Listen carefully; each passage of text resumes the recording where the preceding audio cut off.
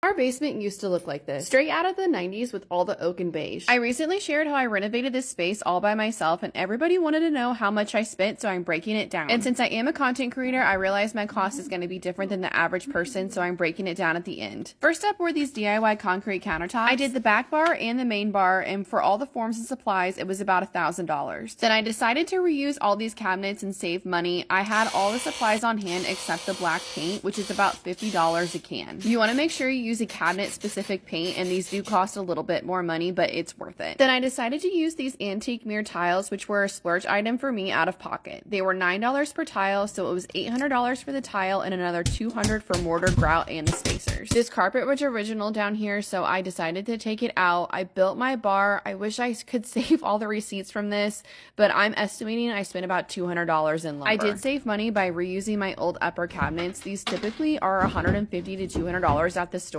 so I saved about $1,000 by reusing these. Then I decided to wrap the bar in this trim. I used MDF boards, which are going to be cheaper. As long as they're not near water, you can absolutely use MDF boards. And then here's a look at my DIY concrete countertops on the bar. Again, this is already included in that $1,000 from before. Next up was my most viral project I've ever posted, replacing these ceiling tiles. I originally wanted to rip down this drop ceiling and drywall everything to make it look better, but this is how we access all the wires and piping down here, so that really wasn't a great option. These ceiling tiles cost about $3,000 to replace. Next up is another big ticket item. I replaced all the carpet with LVP. This flooring is from Hewn Flooring and it's very durable, which is exactly what this basement needed. In total, it was about $3,000 for new flooring. Next up were these faux brick panels that I did around the basement. I only did these on the top half of the walls because they were expensive. They were about $38 per panel and I needed about 8 to go around the whole basement. And because I was being extra, I grouted all the individual bricks. So it was $320 for the panels and then about another $125 for all the grout.